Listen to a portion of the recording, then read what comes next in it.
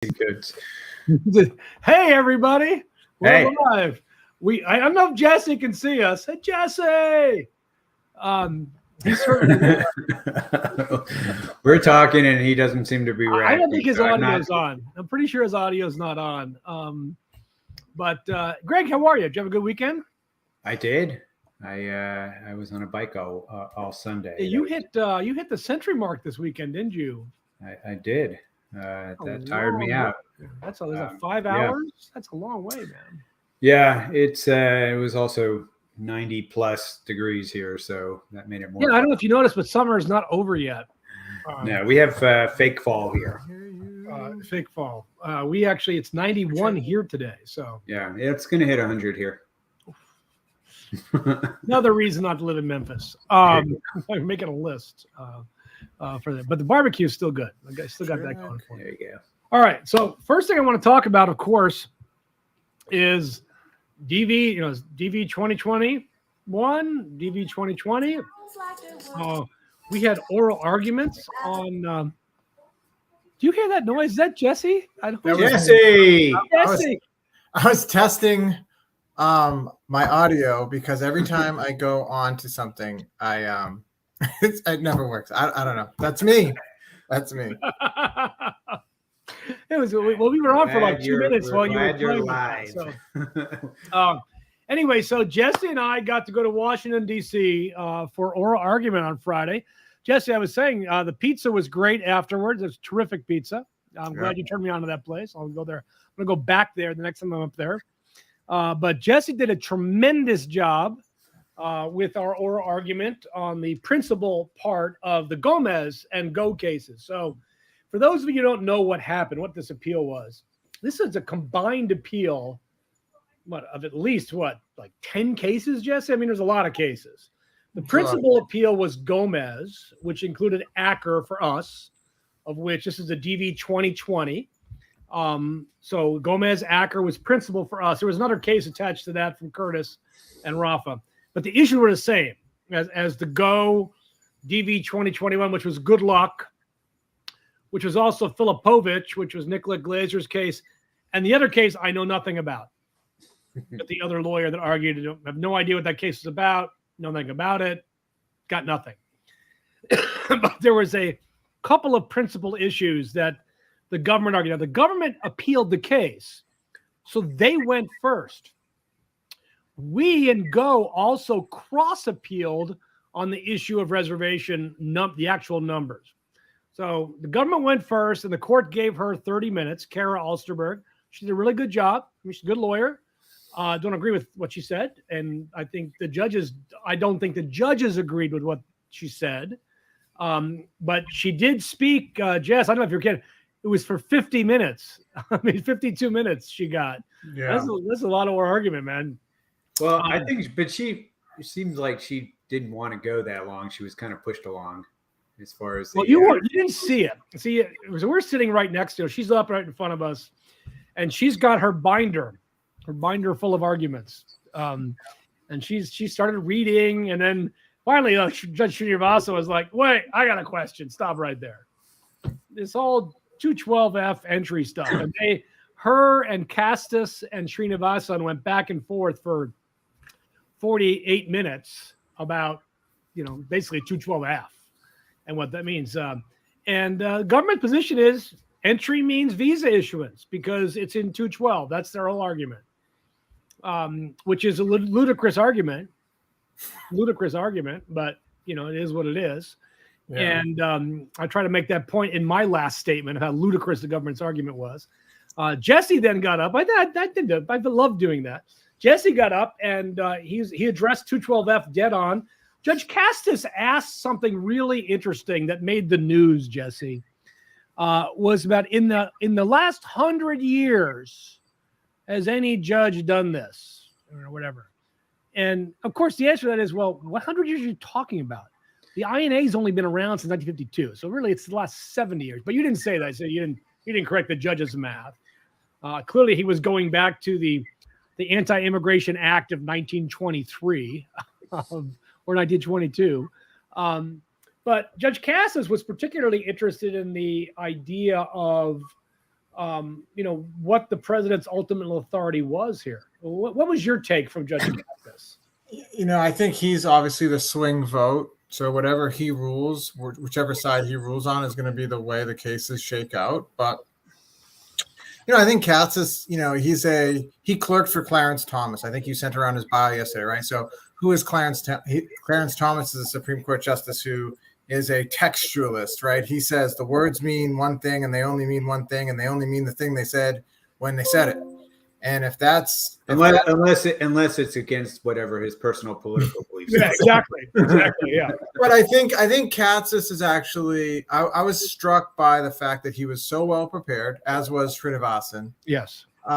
They were very prepared. They had read our briefs. They knew our arguments, and I think Katsas was reluctantly willing to accept that the government's position on what entry means just didn't hold water. And and the reason he was pushing me around on the history is because he would have loved to have found an absurdity argument that, but he couldn't find it because, I tried to just tell him, this really hadn't come up. It hadn't come up in Trump v. Hawaii. It's actually an argument that, Chuck, you and I and Kurt, we all kind of came to it. And because of the unique circumstances of this case, where we didn't have just an entry ban, we had a complete halt to processing. And like I said, just because it was wrong for so long doesn't make it right now. So I think Katsas is willing. He was open to our idea. I don't think the government. I like Kara a lot as a person. I really do. I don't think she's an evil person. I think she's open-minded on a number of cases. She's just doing her job. But I don't think she believed her argument. No, I think I told you that during the argument. That's how you were trained in high school debate. Yeah, really believe either side. Well, and I think too. I think they started out. I mean, it was a red herring for me when they started out, as they always do, with COVID and that was the 3 minutes on COVID. Because COVID had nothing to do with it, man. When the president says no entry, does that mean pens down for the Department of State? And Greg, I mean, we had the Kinsley case, we had Rye, you had the K1 case. Well, every judge looked at it, agreed. Yeah, so that was the part I think I was sort of like a little bit disappointed with the judge. They seemed to, not want to. I thought that was one of the strongest arguments is that, these 14-day bans were the perfect example of why entry and visas are disconnected.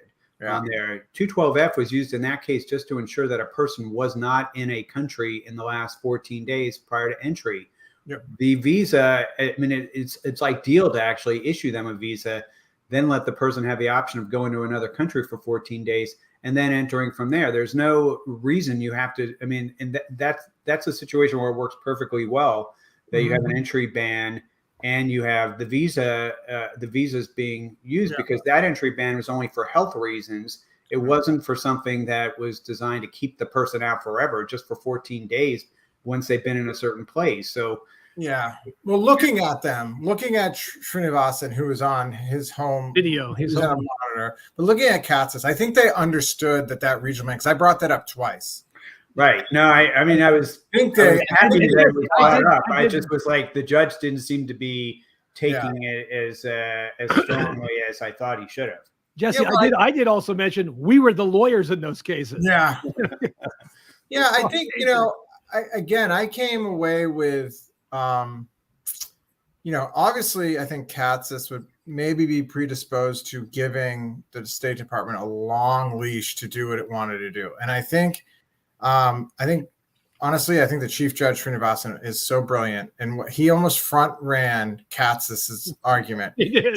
To say, well, this isn't here. You didn't even rely on discretion. You just thought that the statute meant one thing, and that's when Kara kind of had to do the waddle or something because she couldn't say that because obviously I think even they know the language is a big problem for them. I think the only other thing I probably, was thinking about when they asked that question, when they asked that kind of off the wall question about, that last 100 years, has the government done anything about it? It's like, how many times was 212F used over the last since 19? First of all, it's part of a 1952 act. We didn't have 37 times, by the way. Yeah. right, 37. but they were always for like little groups. It was sparingly used. It was never really used in a big way until Trump. So the last 100, the last 70 years are really not very helpful here because we never had it used in large groups before. The biggest group ever was Jimmy Carter when he stopped Iranians from coming in after they seized our embassy. I think for like 6 months. I mean, that one was big, and then there was also the Cuban voters, like in the Sale case, that actually made its way to the Supreme Court, where they said it was okay. But I don't think was there litigation in those cases challenging it. I mean, nobody's it was never seen as permanent that it would go on and on. So by the time anybody would have thought about suing, they were over. Yeah. Again, I thought that Katsas had to ask those questions to solidify in his own mind if he could get around the language. And I think he came away. My take was that he couldn't, and that he's going to have to say the language is the language is the language. Now, what my fear is that he'll write it in a way that the Department of State will learn from it. And just next time when there's an entry ban, they'll have discretion to stop or minimize processing. It's what SCOTUS did in Trump versus Hawaii. When on the first two bans, they said, "Wow, you didn't say what your findings were." Yeah. No, and I said no. So I could see him instructing it. That still helps us today. Oh, I only care about winning for the plaintiffs in the class. I don't care what the plaintiffs. I'll fight that battle later. Yeah, I need to win. About Jesse, your argument is that you walked up. You didn't walk up there with a binder full of arguments. I mean, literally, Karen, she had a binder, right? She's going back and forth. Jesse's got a manila folder with some handwritten notes all over the thing. That I did not look at. LaSalle case. So, it's funny. I've always done that. Sometimes I get caught because, there's other times when people bring up like the record, right? And they have like 1,000 pages and they just, where is that in the record? You go look. So sometimes it bites me. So I can't say that that's the best strategy I would recommend to everyone. But yeah, I just always feel like the one thing those judges want from you, and I think this is where everybody on our side did a better job, was they want you to answer their questions. Right. That's what they want to know. You want to, there's a question I'm here to answer. Rafa did a good job. He got up and did his 15 minutes. Yeah. Nicolette was good. He did really good. The judges by that point, they were done. They had asked Kara and Jesse really kind of all the questions. And then they said, okay, we're done. Oh, wait a second. There is this whole cross appeal thing. So yeah, the kind of important thing to all of our plaintiffs. Yes, Judge. And I didn't get really any questions from the court about that, but they all paid attention.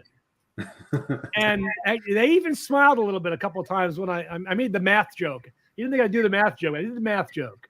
Judge David he went to law school, but he didn't go to math school. I thought, I'm not connected with your case in any way, but I thought your argument for an equitable distribution to all plaintiffs was compelling. I really did. I mean, and I'm not saying that to pump your tires because I don't need to do that to you, but I actually thought you made a brilliant point on that.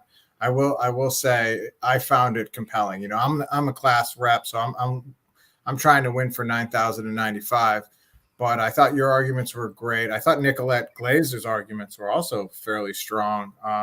So again, from our side, I left with it could not have gone better for us.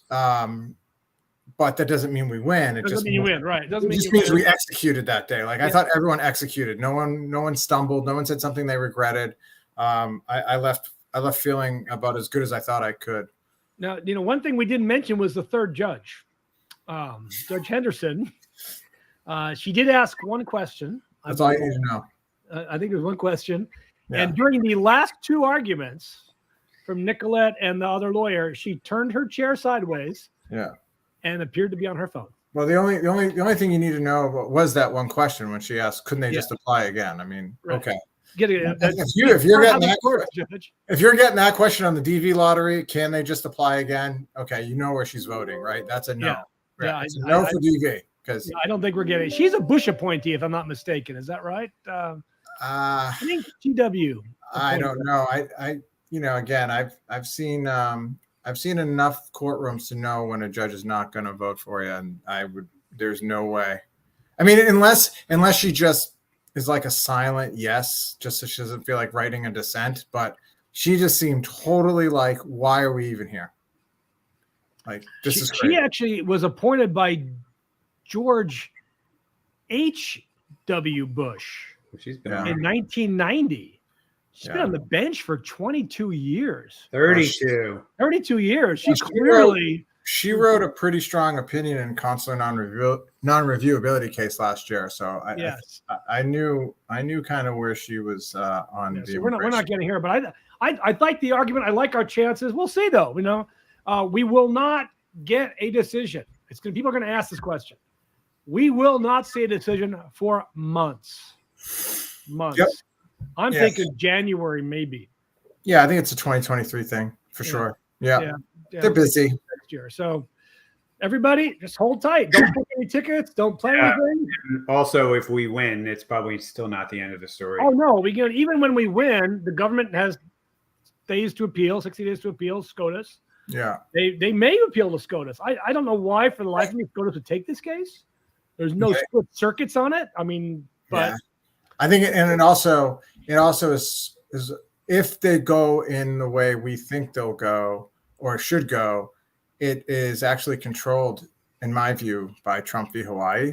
A lot of that language. So I don't think the Supreme Court wants to take that ball anymore. So I don't think they want to take it up again. You're right. It means the same thing if we lose. I did like the fact that the government relied on Trump versus Hawaii. I don't think that case says what you think it says. And remember, that's the case you took the opposite position on. Yeah, exactly. Well, and I think one of the ways that we can potentially benefit by having such a hard panel right here with Katsas and Henderson, if I would expect Katsas to write this decision, to be honest, I think he'll write it in a way where he's got enough friends in the Supreme Court that he'll write it so it's not challengeable. No, I agree. Right? The thing that concerns me about this, though, is they could find in our favor on 212F, but they could also say you can't reserve visas beyond a fiscal year.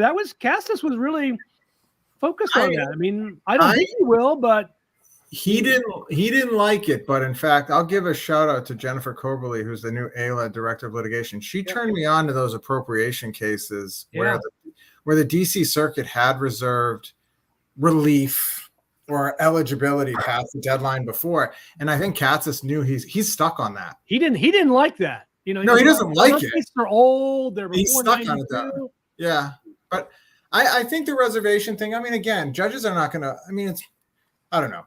Judges don't always like to give away power, right? Like Gorsuch. Right. And this is the right thing. The thing, all at the end of the day, this is the right thing to do. Yeah. At the end of the day, I think the reservation issue.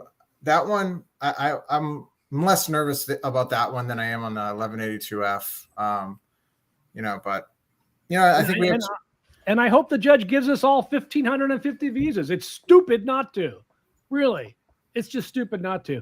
And frankly, if he gives us all, if we get all 1,550, I think that means that Good Luck gets all 24,000, even though they didn't cross appeal. But I don't know. Yeah, I don't know. So. I would hope so. There's plenty of visas, everybody. Plenty of visas for everybody. You want a visa? You want a visa? You all get a visa. Don't say that. Yeah, you're gonna get 26,000. See what happens on Twitter. The thing is, states still like, we don't know how we're gonna do that work if we get to do it. Well, you'll figure it out. Honestly, that whole thing about like, we had to spend 500. You already spent the money. They have the system. They don't even know how this system works now for DV 2022. How did they need to spend $500,000 to change a date in a system? Honest to God, I would love to be a software developer with a government contract. I have no idea. Like I should come back as $2 billion on a e-filing system for USCIS that they ended up $1 billion down the drain. Yeah, like they cannot pick. I don't know. Like I think they need to really revamp. I mean, if we're going to turn to DV 2022, they just learned part of the litigation, like the accomplishment, so to speak, this year was all of the lawsuits revealed that they don't know how their process is for scheduling people. No, they're just literally making stuff up as they go along. Totally. And again, to give Simon some credit, he always says like, well, usually as I understand it, the visa bulletin would act as a break because it would only allow certain people to be current. And this year, when they made everybody current, it revealed just software errors in their scheduling system, and then they sort of which they remain fighting in Bon Jabor. So our Yep. DV 2022 case, we're the only 2022 case still active, right? I think Curtis just got his preliminary injunction stopped yesterday. I have a single case that's related to Bon. All right, so we have. In fact, Aaron's not with us today because he's finalizing our reply brief, which is due, I think, today. Yeah. In Bon Jabor, and of course, this is a case where we only have 12 winners, selectees left. I think there's a total of 20. One just got approved. It was 13. I think it's down to 12. Okay. Is what it is, and all but one of them have had visas that were have higher numbers than them, who were also AV'd after them, have been interviewed in their consulates. Yeah. So they have been taken out of order, and states like saying, well, that's just them knuckles, you know. And state now said, I think Curtis's tweet said that they've acknowledged they've already issued 50,000, which is awesome. I mean, it's totally awesome. It's what they needed to do. Yeah. But the way they did it was unjust, unfair. Yeah. We have one plaintiff. She had her number was 98,000, some crazy number. She got it. She got her visa. Well, even in my case, so I'm gonna end up with 15 probably who don't get their visas, all from 3 consulates: Ghana, Addis, and Uzbekistan. But my last Sydney or OC plaintiff got the visa yesterday. But even in Sydney, where SUVA opened up the option to go make your own appointment, they issued 2 and I was out of order. So 1610 was getting it before number 4 or whatever, and that's been the real problem this year. And they think that's fine. And somebody just approached me online a few minutes ago before we got on and said, "Oh, I got my DV issued yesterday in Colombia, but my husband." They're Venezuelans. My husband, the doctor said he needs a follow-up appointment in October. What's going to happen? I said, well, you're going to come to America. You're going to get your green card, and you're going to file a petition for him because he's not getting a DV 2022. No, and they started to pull that type of BS. I know this is a family program, but they started to pull the BS about medicals and giving people special tests for some of the applicants, and then there's going to be thousands that stay in AP administrative processing past the end of the year. So it's not a perfect system. I mean, the fact that they're gonna issue the most visas in the last 10 years, I'm sure they're gonna throw a parade for themselves on that. But the reality is the litigation this year worked in a different way. We lost the ultimate war. I mean, at least maybe you guys will win, and I hope you do. But for the other lawsuits, I think that state recognized that they didn't want to lose in court for a 3rd year, and they issued 51 or 52, whatever they're going to be. So it just sucks. I got to tell you guys, our argument is actually the same as it's always been. They need to issue all the visas. It's just that simple. And it is a requirement. I think the judge kind of talked about that in the oral argument. Is it required they issue all the visas? Yes, that's what Congress said. Congress said, if you get around to it, that's in 203.8. If you get around to it, I think the word is shall. Yeah. And, it doesn't say if you get around to it. And the government's always argued, well, you should compare it to immediate relatives. Well, this year they've issued a record number of immediate relative visas. So, you can't argue that you can't do the work, which I think is great. People that win DV 2023 that are applying in next month for DV 2024. I believe that our litigation has fixed the system. I believe that. And then we'll see, we're still fighting for our 12 remaining plaintiffs, and we have Judge Mehta. We'll see. We're going to see. It should be a fun oral argument. We have an argument with Judge Mehta. We have a status conference with Judge Mehta next Monday. No kidding. So we will see how many numbers they've issued by then, the last week of the year. And I'm sure he'll have a hearing on September 30 when I'll be in Utah, but I'll pipe in and see if he's going to reserve, 10 visas or 20 visas for our clients, if there's any left. I mean, if the government could fix the problem, they should issue all the visas. Judge, we issued them all. Sorry. Yeah, they could hit the cap for sure. Yeah, nothing you can do. Sorry. Of course, that's what, that. again, that may lead us into the Madivan case, and where we have this claim. Well, exactly right. So let's talk about the Madivan case, where supposedly they have issued all the visas. They've issued all the visas, right? Although we got four of our plaintiffs got approved after that announcement. I'm telling you, people are losing their minds because it's happening, Greg, my theory is there were proactive officers at USCIS that if they called and got the number before, then that's what they're doing. And so the numbers, so it's not like they haven't used the numbers. It's just that they were like you recognize with the ombudsman report, right? Yeah. So if you had a very good field officer or whatever who made the call before the interview or before the medical RFE, right, that's how it's happening. And if he didn't, you're out. Well, and what happened with the spouses? When they called the number, did they not get one for the spouse when they got one for the principal? Surely they didn't do that. I know. I sent the email to you guys today, and I might as well just tell the world. I do think that USCIS is going to do something for the split spousal adjudications. I have it on good authority that it'll that they're going to do something. I believe that. Give them free EADs for the next 5 years? I mean, it better be approval. I mean, not that benefit. No, they're gonna. I think they're actually. I mean, they see the issue with this. Number one, there's a statute that. Well, they do not want to go in front of this judge that we have in this case and tell the judge we violated this statute and didn't adjudicate them together. Right. So I'll just say a couple things about Madivan. I mean, first of all, we have a certain group. Well, I don't know what the number is. Is it like 20 people or 20 of these adjustment applications that are actually still current in October? I think we're actually down to like 12. Okay. So those people, obviously, they're in a different situation than everybody else, because the government's not going to argue that they don't have the ability to adjudicate those cases. And then we have the spouses. So those are sort of the two special groups. But what we're trying to, there's a couple of major issues that have arisen. I mean, aside from the use of the numbers, is first of all, what is happening with this rollover of 60,000 that's going to happen on October 1st? How does that is that factored into the October visa bulletin, or is it not factored into the October visa bulletin? And we don't have a clear response on that. I think we've heard from our own sources mixed responses on that, where we don't have clarity on that.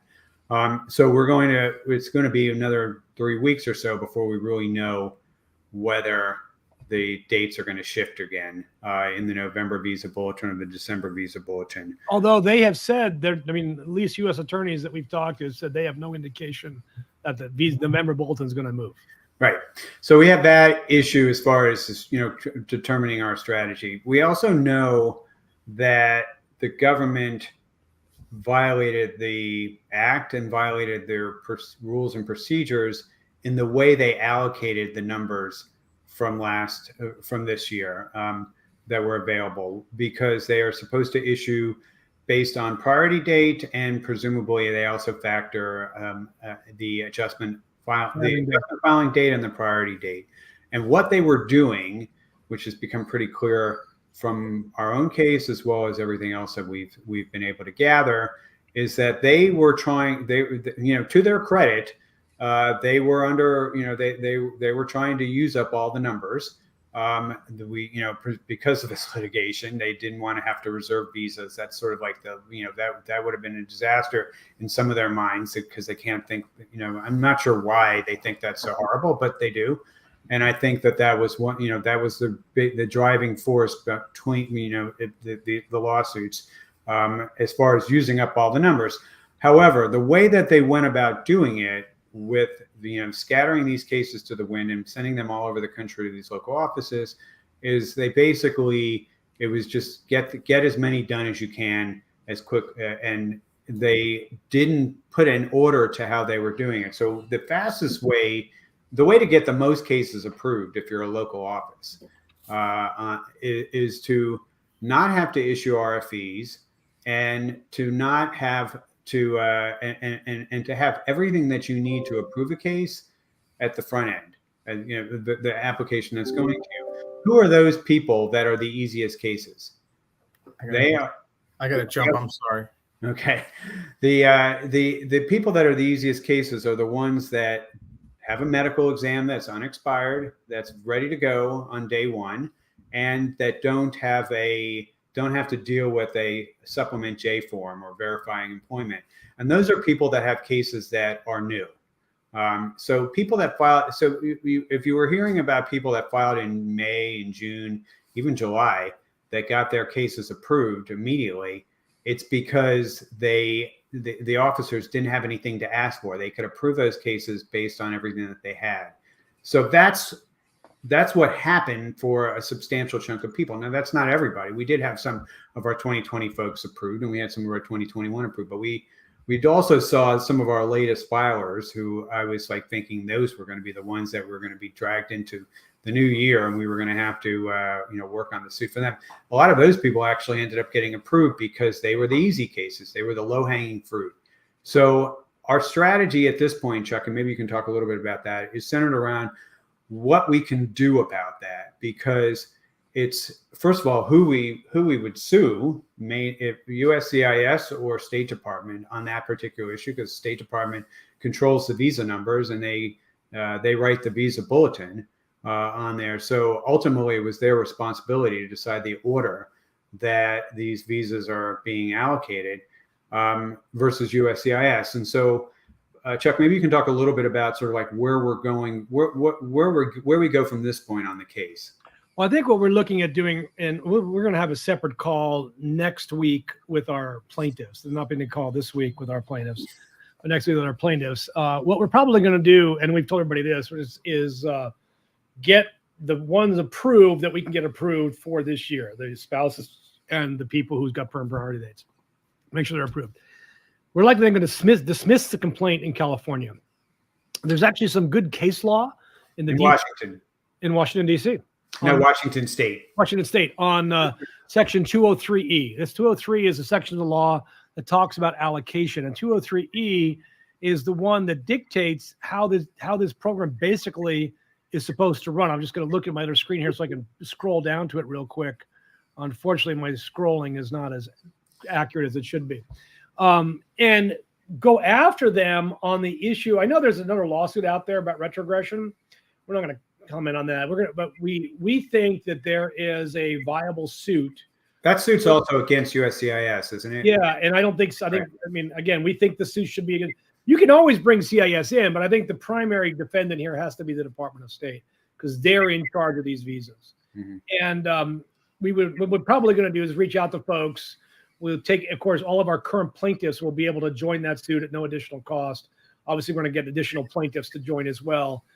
Those that are still fighting for or also got screwed this last year, and to try to both recapture visas and to ensure that the allotment that is currently being used is being used properly by the government. That's kind of where we are right now. We're going to give an update next Wednesday. Jesse is really the brains behind the idea on this, and he had to pop off at 12:30 today. And so we're gonna that's kind of where we're going with this right now. But we got to make sure that the folks that can be approved are approved. That really is the key for this year.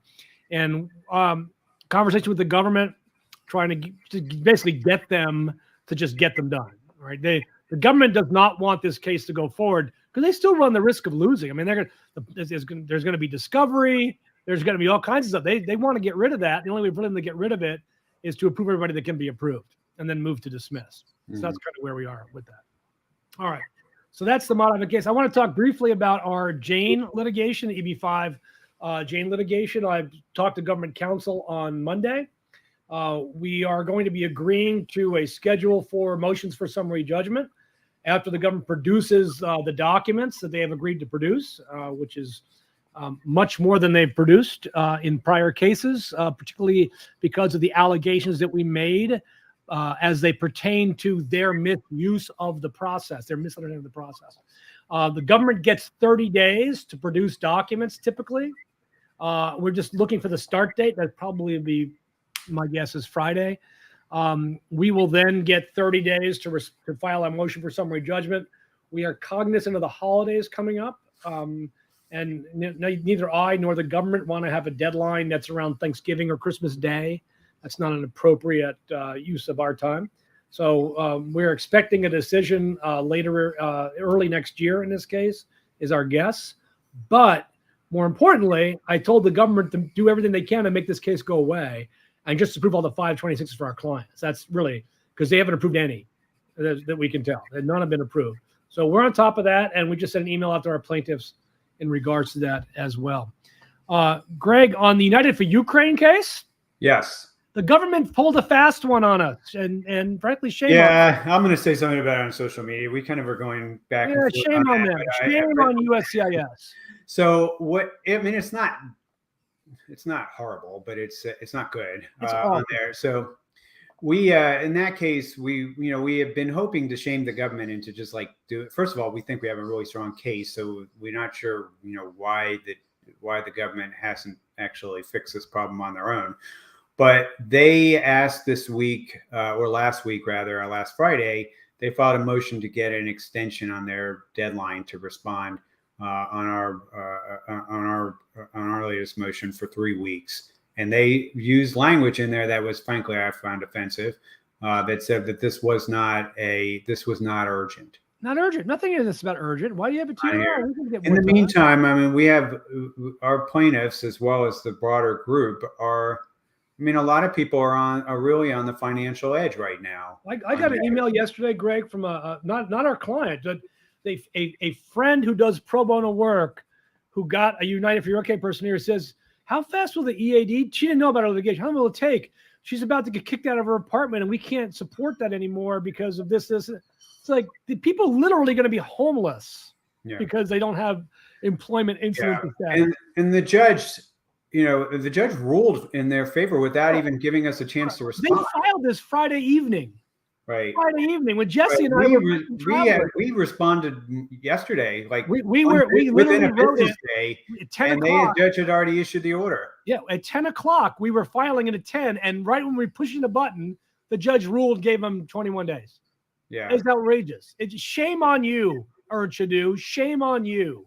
Yeah, and the people you wrote in on. That's outrageous. Anyway, so that's where that case is right now. I am going to say something today on social media. Well, then I will retweet it. Honestly, the reason why we didn't talk about it on Friday is we're trying to like give the government a little space here to fix this, and that means that that should mean that they're communicating with us that it's their intention to fix it. We have not. This has been par for the course with this with USCIS in the Biden years. I mean, Urchadu, I think, is a fine person, but this idea that they want to talk to us and actually have a negotiation with us is not true on there. They do not have an engagement going, not just on litigation. I mean, it's still on anything right now. We don't have meaningful engagement with the agencies. We are not able to have a conversation. They have these things called listening sessions, which is basically where it's like you get to all the people, they get to say their piece, and then the government doesn't say anything in response to it. So we have no idea if they are actually like engaged with us, whether they, and like a follow-up question with us would be an indication that they actually were listening to us. But listening doesn't just mean that people get to talk one direction and nobody actually responds on the other side. And that's basically the way it is with litigation, where we have we say our piece with our litigation, and then we hear nothing until the judge basically makes a decision on it. We don't have meaningful conversations with the agency on any of these issues that result in the litigation. Even after litigation's filed, that a lot of this process could still be avoided if they were having the conversation. Greg, you called it a listening session. It's more of a placating session than anything else. But we used to have active engagements with the agencies where we would sit down and we would ask our questions, and we don't always get the answers we wanted. We'd ask them an answer at all. They would meet with us. They'd give us their answer. We discuss it. We do follow up. Right. They're afraid of doing that today. Yeah. They're afraid. We would go to their headquarters. We would sit down with the director and these all these leadership. We give them our. I mean, I went to those meetings. You went to those meetings. Nobody knows the system better than us. We know it better than they do. They know the internal rigmarole garbage, but nobody knows the law better than us. Yeah. And they're just like, screw you. We don't care. We're just gonna do whatever we want to do. Yeah. Like it's like a 13-year-old boy. And it's like, and does anybody wonder why the agency's functioning all the agencies are functioning so poorly right now? Is because they've moved in this direction. Oh, yeah. They're not listening to they're not really talking to their customers anymore. They don't care about the customers. All right. One last thing, Greg, quickly. Registry and immigration legislation in Congress. Not much happening. So basically, the only 2 immigration bills that are going to pass in this Congress have already passed, in my view, and maybe the Afghan Adjustment Act. There's still some bipartisan support for that, so I'm not giving up hope on that one. But basically, it's Ukrainians, the case we're suing on, and EB-5. Those are really the only 2 immigration measures in bills, and they were that happened. We're not likely going to see anything. I mean, we didn't talk about it but while we were in Hawaii, one of the things I was doing was assisting with preparation for a committee hearing in the Senate on healthcare immigration, and there are 2. Yeah, and Sarah Peterson did an amazing job. Sarah did, and Sanjeeva Lur, who's an amazing doctor advocate. He's led a lot of the efforts, particularly on behalf of issues affecting Indians. They both did a really good job, but the Republicans, there were a couple of tells, because this is one of the rare immigration issues that's bipartisan. They have, on the Healthcare Workforce Resilience Act, they have 13 Republican sponsors, which means that filibuster is not an issue on there. And the Conrad 30 Act, also for J1 doctors, also has a lot of Republican sponsors on that. And it's always been a bill that had Republicans, but they said, no, if you don't pass what we want you to pass on the border, on border enforcement issues, we're not moving even the stuff that we like on there. So the Democrats' hands are not completely clean on this either. I think that Senator Cornyn did say, hey, why don't you just have a markup on the Conrad bill? And, that's a good question. Why hasn't there been a markup on that bill on there? It probably would pass. And that's because there are some politics going on the other side regarding comprehensive reform and and who gets to go first as far as fixes go. And it's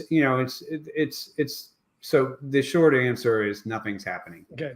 My only prediction is that we might get something in a lame duck session, depending on the election's outcome. Yeah. If the Dems retain control of both the House and the Senate, you might get something. Quite possible. If the Democrats retain the House and they pick up these 2 Senate seats, which is, 538 right now is saying there's a 70% chance that it will be between 52 and 53 Senate seats for the Democrats on there. That solves the problem. Solves your Manchin problem? That solves the problem, because then what's going to happen is that they are going to only require 50 votes rather than 60 votes to pass immigration legislation. Yep. The House doesn't have any problems passing these bills. They already passed the bill, for God's sake. Right. The House has been you can't complain about the House's ability to pass bills. It's a Senate problem. And hopefully that will be the end of the story, and we'll actually start moving bills again. And I think Republicans actually will start voting for things when they realize that they can't stop them anymore. Then they will. Then we might see some Republicans, especially when they're not in election for 2 more years. Yeah. Trey Yates, thank you. Trey is always up here first. We had a fun appeal that was really good. Does Jokey affect Go? No. The other cases don't affect Go. I don't see in any way. We have the principal case for DB 2021 along with Good Luck. I think we've got a good case.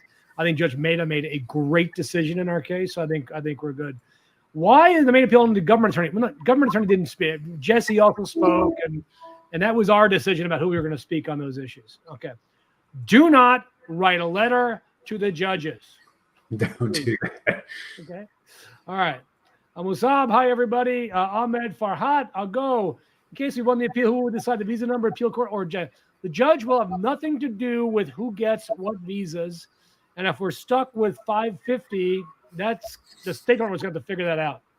Well, I mean, to some extent, it's going to depend a little bit about what the final order looks like on there. So if they are ordered to, if they only have a certain, if it's a subset of the available number, I guess that they're going to have explained to the judge at some point what they're doing on there and present to them. And my guess is the judge, as long as they have some reasonable way that they're allocating it out, then probably he's going to give them some space. Yeah. So on DB20, you're right. DB 2020, DB 21 are slightly different. That point was made in oral argument. It's also made in the briefs. You might not have read the briefs, but it's also made in the briefs. So there may be slightly different relief available to each side, but we'll see. If the appeal is won, are those being interviewed or AP going first? We don't know, Ongaga. And honestly, we're not a class counsel. That's a great question for class counsel, not for us. We just have 12 plaintiffs left in Akron, and we're going to fight like hell to make sure they're part of the group that's picked up. In the appeal case, we're waiting for all visas or no visas. Is that statement true? I have no idea what your statement means. We have 550. We would like them all. There you go. Can any lawyer request a motion in class action for the appeals court? No. Marco, will the DV consolidated case be accepted to be a hearing by Supreme Court? We talked about that during the portion. I don't see the Supreme Court taking this case, honestly. But I know I would look. The Supreme Court takes 2 or 3 immigration cases a year. Take this case. So the question is, I guess, of the issues that are in front of them, is this the one that's going to be the most interesting for them? Now, obviously, if we lose, if they overturn our judges, we will appeal the Supreme Court. Right, but the issue is the same for us as the government, as far as what the Supreme Court wants. Yeah, exactly. First time the government attorney talks about plaintiff non-eligibility. How do you see that point? I don't see it at all. They've made this point before. So, well done, Laura. Thank you, Frostman. El Medi, complaint really happy to represent an amazing job. Government appeals in this case. Yeah, that word. If they took it, the Supreme Court is not an automatic appeal. The court has to agree to take the case. Joe Pucciccini, how long a pessimistic scenario can wait for judge's decision? My guess, this court is not a slow walker. The Court of Appeals in D.C. does not slow walk cases. My guess is 4 or 5 months. Jesse was awesome. And last, Chitin Patel, people are current in October expect to get adjudicated in October. That's what we're telling the government. I mean, really. Right. I mean, for our plaintiffs, that's certainly what we're asking for.